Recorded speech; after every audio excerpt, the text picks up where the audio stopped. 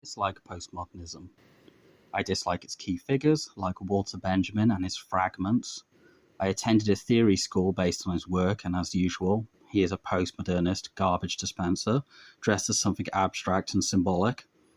Postmodernity is inherently defeatist. And so is Benjamin and all the assemblage theory, actor network theory, Deleuzian singularity nonsense that spewed before and after his Arcades project. Postmodernity emerged in a late imperial, post-industrial Western society. It shifts the move from progression, something that traditionalist modernity had held as a key narrative. Postmodernity immediately presupposes an infrastructure stable enough to critique itself endlessly. The flagellation of what had even got us this far. It arises when a civilization turns its critical apparatus inward with nothing external left to contest.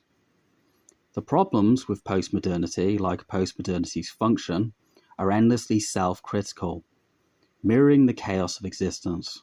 The ontology of something vastly more complex than our primal state is not the same as surviving with it. Exposing the illusions of social constructs, our desperate need for continuity and stitching time into narratives serves us no ascension. It is the acid that burns through everything. It cannot be contained. It's nihilism on steroids, the suicidal seed of society. Humans are metabolically incapable of living without continuity, yet philosophically tempted to dissolve it.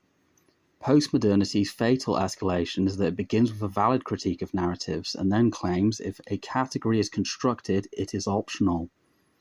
If X is socially constructed, X is negotiable.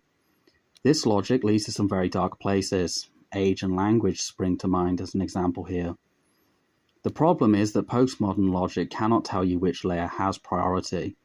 So we rely on two things: consensus and institutional power, which ironically shifts the consensus more than the latter. The cyanide pill here is named anti-narrative, and we should think hard before swallowing it.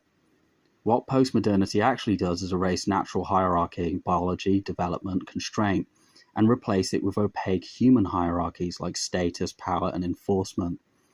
That is not resisting hierarchy, but deforming it.